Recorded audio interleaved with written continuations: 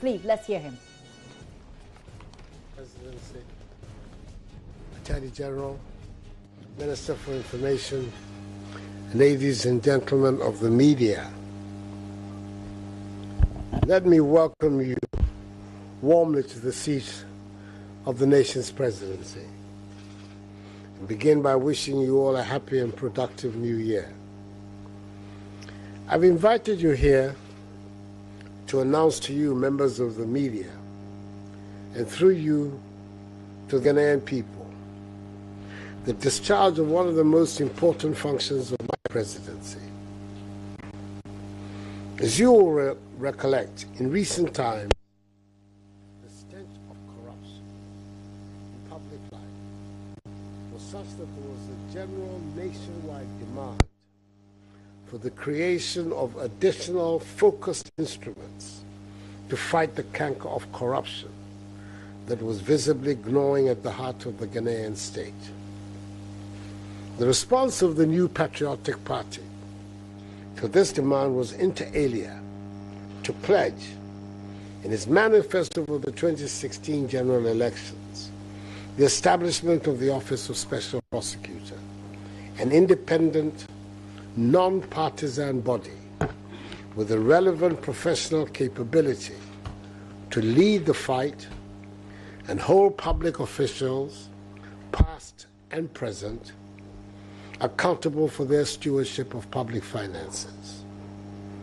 The enactment of the Office of Special Prosecutor Act, Act 663/2018, by an MPP-dominated parliament, is the first stage in the fulfillment of that pledge. Satisfied of the constitutionality and propriety of the legislation, I assented to it on the 2nd of January 2018. The Act, pursuant to Section 13(3), provides for the nomination by the Attorney General of a person fit for appointment by the President of the Republic, subject to approval by Parliament by an absolute majority of its members to perform the functions of the office. The Special Prosecutor, once confirmed by Parliament, will carry an extraordinary responsibility, independently and impartially, to fight corruption.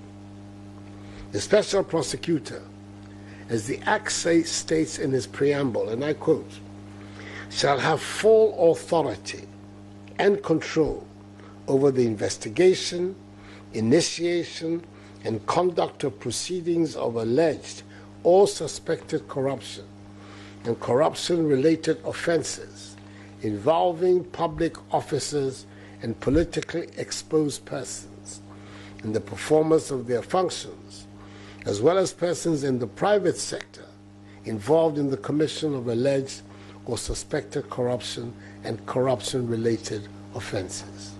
Unquote. The remit of the office, as you can see, is broad and challenging. The Attorney General is by letter dated Thursday, 11th January 2018 of today's date, addressed to me, exercised her power of nomination and submitted to me for my acceptance the name of the proposed Special Prosecutor. I've accepted the Attorney General's nomination and will in turn submit for Parliament's approval when it reconvenes on the 23rd of January 2018 for its first meeting of this new year, the name of Martin Alamisi Burns Kaiser AMIDU to be the first Special Prosecutor under the law. I have done so because I'm fully convinced that Mr. Martin AMIDU, a prominent legal personality who held the high office of Attorney General of the Republic in the government of the late President Professor John Evans Atta Mills, has the requisite integrity, competence, courage, and independence of character to discharge effectively the responsibilities of this new office. Indeed, the Supreme Court itself has had cause to commend the nominee for his public spiritedness in the case of AMIDU versus Attorney General, Waterville and Wyoming, when the court, per the respected judge, Doche JSC, had this to say about him, and I quote, "The role of the plaintiff, Martin Alamisi AMIDU, a distinguished former Attorney General of this country, needs to be highly commended, as was done in the lead judgment of the court. The plaintiff, in my opinion, must be highly commended for his vigilante role in protecting the wanton dissipation of the public purse," unquote. The court also, in a related suit, had this to say about the nominee. Quote, "The plaintiff, that is to say Mr. AMIDU, is to be commended for his public spiritedness, which has fueled his meticulous and industrious presentation of this case," unquote. I can also personally vouch for his public spiritedness. We were on opposite sides in a series of landmark constitutional cases in the period leading up to the years of the Fourth Republic, well known to students of constitutional law, which helped shape the evolution of the Constitution of the Fourth Republic. As Deputy Attorney General as he then was, he conducted those cases with the fairness which should be a cardinal feature of the conduct of any self-respecting lawyer. Mr. AMIDU has indicated his willingness to accept the appointment. I thus have the honor to submit to Parliament, when it reconvenes, the name of Martin Alamisi Burns Kaiser AMIDU for its approval for appointment as Special Prosecutor. It is my hope and expectation that the praiseworthy speed and dispatch with which Parliament acted on nominees for ministerial appointment last year will characterize its handling of this nomination to enable Mr. AMIDU, as soon as possible, enter into office to begin the important work that awaits him. I congratulate him on his deserved nomination and wish him Godspeed in the valiant efforts he will undoubtedly be making to enhance the quality of governance of our country. The Ghanaian people will be the ultimate beneficiaries of that. Thank you, and may God bless us all in our homeland Ghana, great and strong.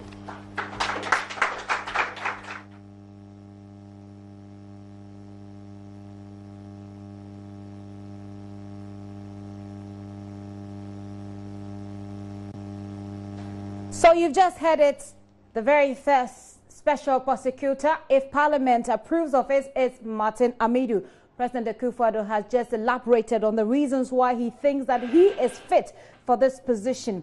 He has also said that Mr. Martin AMIDU has indicated his willingness to accept the position, so his name will be submitted to Parliament, and he hopes that Parliament will expedite action just as it did with his ministerial appointment, so that Mr. Martin AMIDU can enter into office as soon as possible. And of course, before he mentioned the reasons why Mr. Martin AMIDU needs to be the man there, he speaks about the NPP's response to the issue of corruption and the fact that it is a pledge in their manifesto to establish an independent special prosecutor's office to hold officers, both past and present, public officers responsible for their stewardship. Of course, the president also refers to the fact that he has sent it to the bill on the 2nd of January, and he's hoping that Mr.